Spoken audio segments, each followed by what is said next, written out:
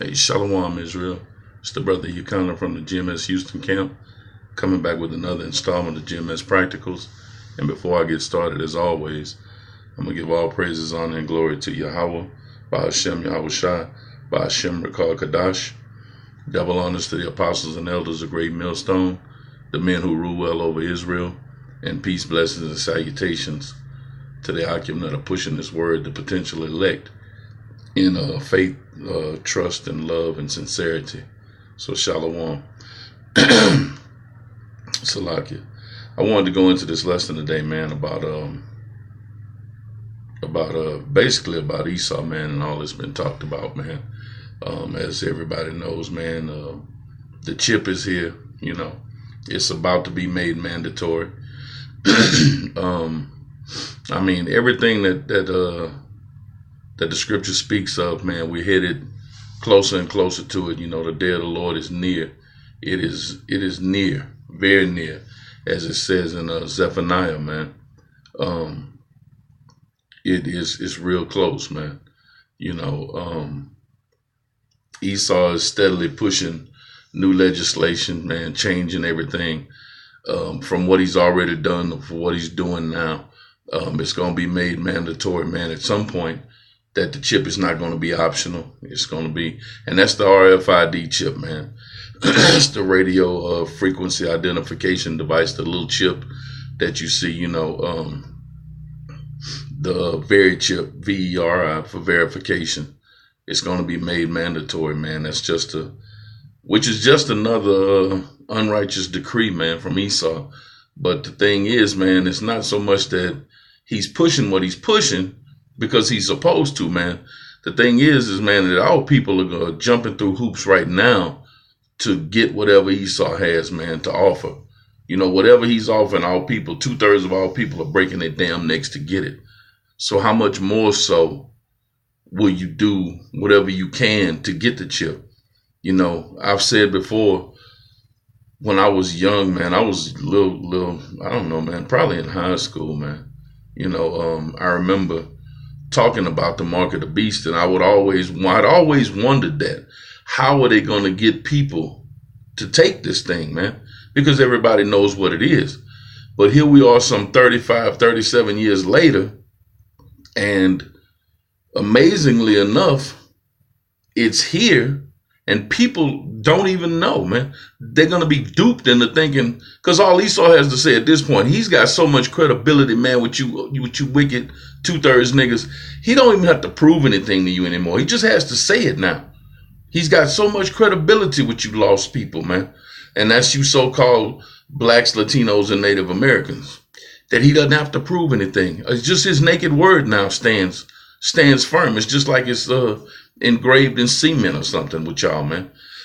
So here we are all these years later, and it's not so much that he's going to have to make you take it. Shit, he's going to have to beat you niggas off with a stick to keep you awake, to make you wait your turn, you know?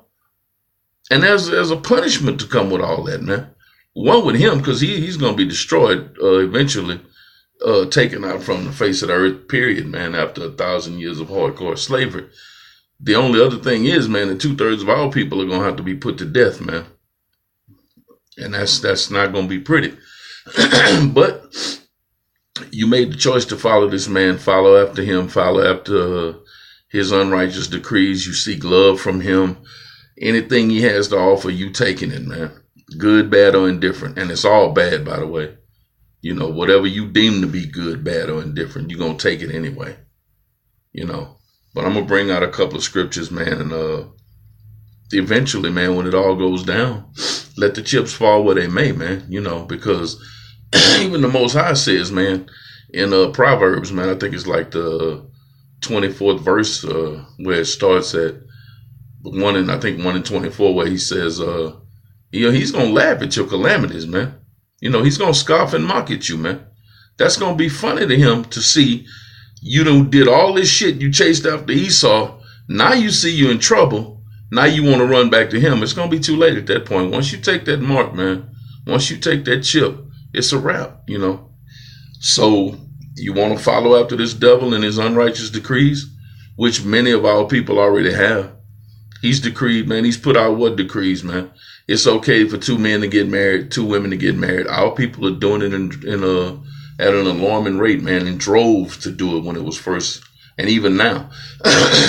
He wants to pass legislation, man, where you can marry a grown man can marry a little boy or a little girl, man. That's sick, man. That's wicked as hell. You know, there's legislation where you can marry your animal, you know, so you can have sex with your dog or your whatever pet you got, man or woman, you know. That's wicked, man. You know, he's unrighteous decrees that benefit nobody but him, man. You know, you're not going to get a fast shake out of this dude, man. You're not going to get, the playing field's not equal. You're not going to ever get what he has. And you still seek love from him. You want to be like him. And you'll do anything to fit into his society. And I mean anything, man. You'll sell your very soul just to fit in with Esau, man. And that's wicked, man. That's, you know this, man. You know what he's about. You ain't never got a fair shake, man, a fair deal from an Edomite yet, man. And somehow, at some point, you think one day the dam is just going to break and love is just going to flow out of him. You just going to love him in the submission. You know, if I show him I'm loyal, I'm a good person, and I'm going to love him. I'm going to love on him till he loves me back. It ain't going to happen, man. You know? But I'm going to grab a couple of scriptures, man, and I'm going to start with, this is Isaiah chapter 10, verse 1. And it reads, "Woe unto them that decree unrighteous decrees, and that write grievousness which they have prescribed." And that's Esau in a nutshell, man. Everything that he's decreed is unrighteous, man. And I just went through some things about the homosexuality, the homosexual marriage, marriage to pets, marriage to inanimate objects, man. You can marry your car, you can go find a stick in the woods and marry that damn thing, man. It's madness, man. And if left unattended and not dealt with by the Most High, there's no telling where this shit'll stop with this devil, man. You know, the devil meaning a deceiver. You know, taken from the Latin word diablos, which he is a devil. He's a deceiver. All his decrees are unrighteous, man. There's no good in none of them. They mean you no good and they're no good for you. The end result with all of them is destruction. You know, and it says, "And that right grievousness which they have prescribed." How many of his decrees have left you in any other state, man, other than grievous? Anything that you deal with, man, with him, from his penal code to his IRS laws to traffic laws, man. I mean, just anything. It's all grievousness, man, with this devil. I mean, it ain't there's no win for you, man, when it comes to dealing with this devil, man. You know. But our people will do anything. 2/3 of our people, Salakia, will do anything to try to stay in his good graces, man. You know, and that's wicked, man. I'm gonna bring this out. This is Jeremiah 2:33. And it says, "Why trimmest thou way to seek love? Therefore hast thou also taught the wicked ones thy ways." Why trimmest thou ways to seek love, man? In other words, why do you go out of your way to seek the approval and the love of Esau, man? Somebody who does not love you. That people don't give a shit about you, man. Jake will go on your job and you try to be friendly to everybody you can. They screw you over on a daily basis, and you still go in there with the big smile and you want to be nice to everybody, and you try, I'm going to love on them, and hey guys, I'm a Christian, I'm going to love everybody. And then you go home to your family and you complain, man. Oh, them damn people, they ain't gonna never change. They ain't gonna do this, man. This the 3rd time in a row I done got passed over for a promotion. I done trained the last 3 supervisors. They all got picked and they won't pick me. No, why would they? But you trim your ways to fit in, man. You know, you buy your boss lunch.